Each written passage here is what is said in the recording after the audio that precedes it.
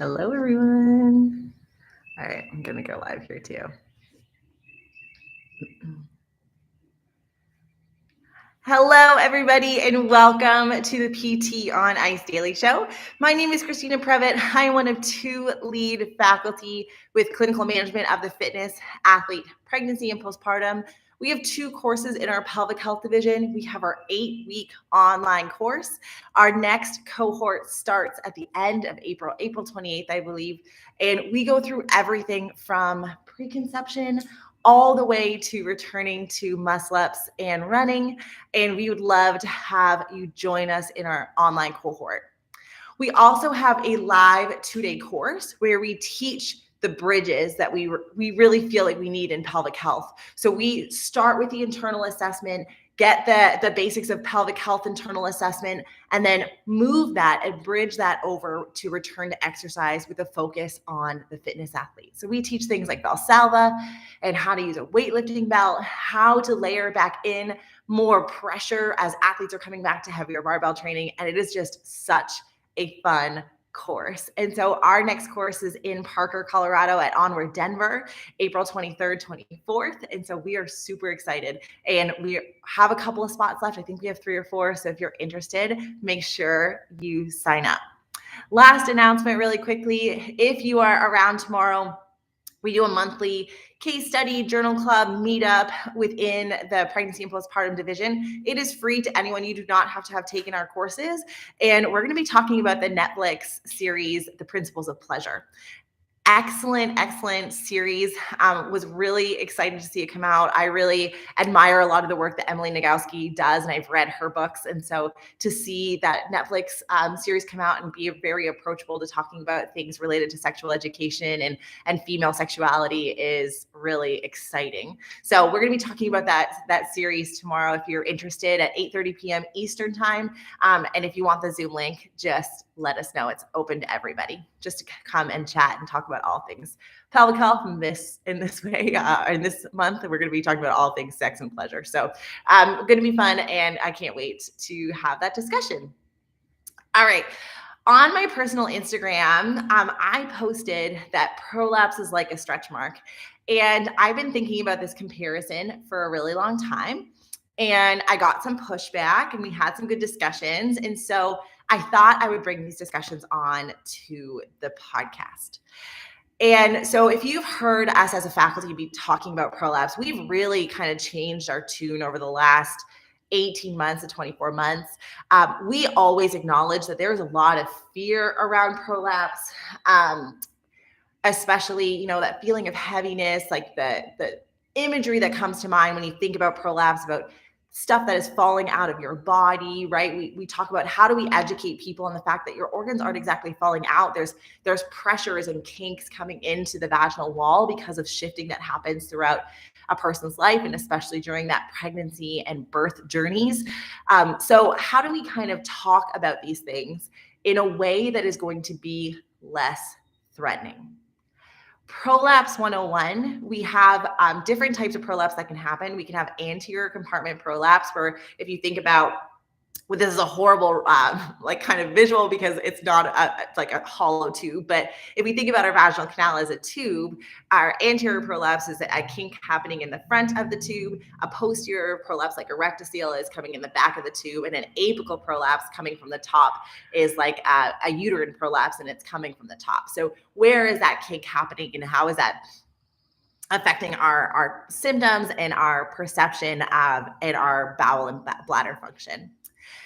And so what we are recognizing in the literature is that there is a really big disconnect between the anatomical or objective amounts of prolapse that are being seen and a person's symptoms.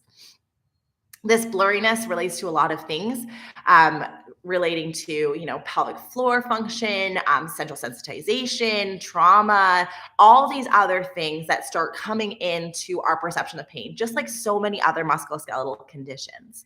And because of that, we can have like over 80% of people who have given birth have a stage 1 or stage 2 prolapse. We've started to think about this as a wrinkle on the inside, or, similar to how we're conceptualizing low back pain, where we are starting to recognize that the images are not necessarily giving us a ton of information and can actually be contributing to kinesiophobia and fear of movement, we might be seeing the same thing start to happen in the prolapse literature, where we're not having this straight one-to-one that if you have a stage 2 prolapse, your symptoms are like this. And so what I started to think about is that with prolapse, oftentimes this is happening after birth. Vaginal birth in particular, you're 4 times more likely to have a prolapse if you delivered vaginally versus a C-section, and that bumps up to 8 times more likely if you have given birth vaginally twice. And so those risk factors sound really scary, but if we start to step back and say, okay, well, if about 80% of people are going to have a stage 1 or stage 2 prolapse, might that be the natural history or progression of a birthing person? So similar to how you can have pregnancy that happens and some people will have stretch marks and others will not, we might think about that as some people will have a prolapse or others will not, or take it potentially a step further and say that some people will have symptomatic prolapse. Like prolapse is probably there, but some people will be more symptomatic. Those stretch marks will show up more commonly with some people than others. And we have risk factors for that. For example, individuals who have connective tissue disorders, who tend to be more on the hypermobile side of things, may not have that same ligamentous support, that same collagen structuring across the ligaments in their pelvis, may be more likely to experience symptoms of prolapse or have more higher levels of anatomical prolapse. And so I think we can kind of get on board with this, right? Like that is something that we can physically see. That is a change that happens during childbirth, right? We talk about, getting back to pre-pregnancy lifting and all those types of things, but we are going to have signs and symptoms, wrinkles on the inside, that our body has gone through this big transformative process like delivering a baby. And that is okay. And we want to come alongside that. But the kickback that I got was around individuals who were surgical or that were having higher levels of prolapse. And someone told me that I was gaslighting. And I was kind of a little bit offended because I'm not trying to do that at all. But I also want the chance to have a conversation about that and where that mindset might be coming from. And so when we're thinking about this with respect to the back pain literature, right, we know that a lot of surgeries for back pain can be avoided with proper conservative management. And oftentimes the trigger for back pain can be a lot of this fear of dysfunction and derangement that happens because of the images that we get. And there's this sensitization that happens around the low back, this feeling of lack of resiliency, this feeling that they're living with something that essentially starts to translate into a chronic disease. And that can be really harmful. And us as healthcare providers, unfortunately, we have to acknowledge that we are contributing to that problem, or we have in the past. We are trying to work towards advocating for more conservative management, and we are trying to really work towards changing that narrative. If we link this back to the prolapse literature, might we be doing the same thing? We have been hyper conservative in care. We are generally, we can, in an attempt to acknowledge potentially some limitations when individuals are symptomatic, the language that we use around prolapse can oftentimes be very fear-invoking, right? That image of organs falling out of our body can sometimes be contributed to the way that we are explaining prolapse to our clients. And we are getting into this same unfortunate narrative where people who are living with prolapse, even lower stages of prolapse that wouldn't be into that surgical category, are thinking that they're living with this chronic disease. I'm living with prolapse. To acknowledge, I have a grade 2 rectocele. I acknowledge that I have that. I have had 2 children.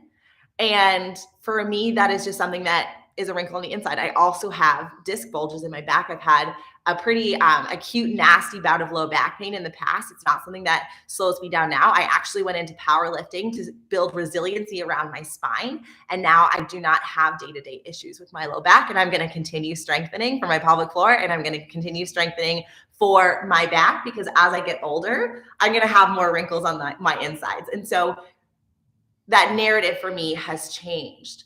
And so when we think about like the extreme of the spectrum, so when I'm talking about prolapse like a stretch mark, we're going to acknowledge that the severity of prolapse, just like the severity of any musculoskeletal condition, is going to be on this bell curve.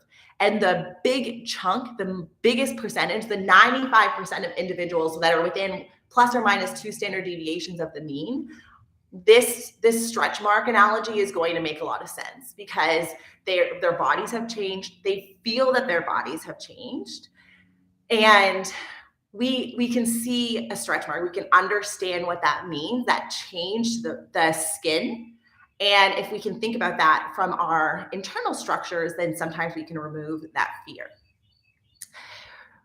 The extremes are where people tell me that I'm being dismissive, and that is not my intention at all. And so if we think about the extremes of stretch marks as well, and this is where I came back with this, we have individuals who have stretch marks who will no longer look at themselves naked. They do not want to wear a bikini outside. They do no longer want to be intimate with their partner. If they are intimate with their partner, they're thinking instead about their own pleasure in that experience and more thinking about what does my body look like in this moment? Is my husband or partner or girlfriend or whomever looking at my body in a way that is disgusting to them? They want to turn the lights off. I have had family members who have spent thousands of dollars on a conservative, a experimental procedure that costs thousands of dollars where they're trying to freeze their stretch marks to reduce the appearance of them because it said that it would freeze the fat around them and make it look less like a stretch mark. And so similar to the extremes of prolapse, we have people who these changes that have happened to their body so significantly affect the way that they live their life, right? Their quality of life. They're constantly saying, oh, I need to lose that weight. I need to lose that weight. They're constantly in that dieting mode. Like we have those individuals who are on those extremes as well. And so my attempt at trying to minimize the fear around prolapse is not an attempt to be dismissive of individuals who have symptomatic prolapse.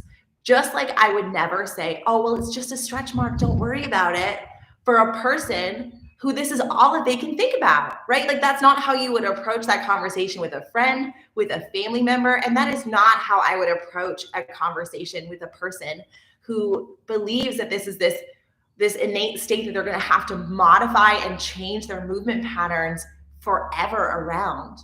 But even for those surgical cases, we need to reduce the fear around prolapse because we are unknowingly and sometimes unintentionally perpetuating deconditioning that happens in that space because we are so afraid that you're going to do one thing and you're going to herniate out your vaginal canal and all of a sudden things are going to get really bad and we're not going to be able to handle it.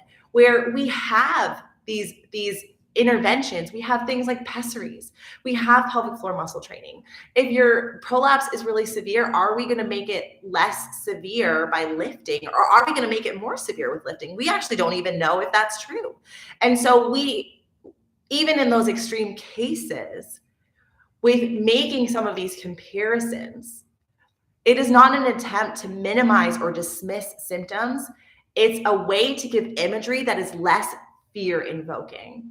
And if we can reduce the fear, then we can really tackle those conservative interventions and come alongside female athletes as they go along this journey and are trying to figure out what is the best thing for them, right? We know central sensitization happens around the pelvis, especially after traumatic birth. We know that individuals with prolapse can be highly centrally sensitized, right? We know all of these things. And so by changing the way that we're explaining some of these pathologies around pelvic floor dysfunction, can we start to remove some of that stigma, remove some of that fear, get them to conceptualize using a pessary, which is basically like a brace for the inside, the same way that we would for anyone who is preventatively using an ankle brace because ankle sprains are so prevalent in volleyball. Right? There's literature to say, well, maybe we just brace everybody because the incidence of ankle sprains are so high in volleyball.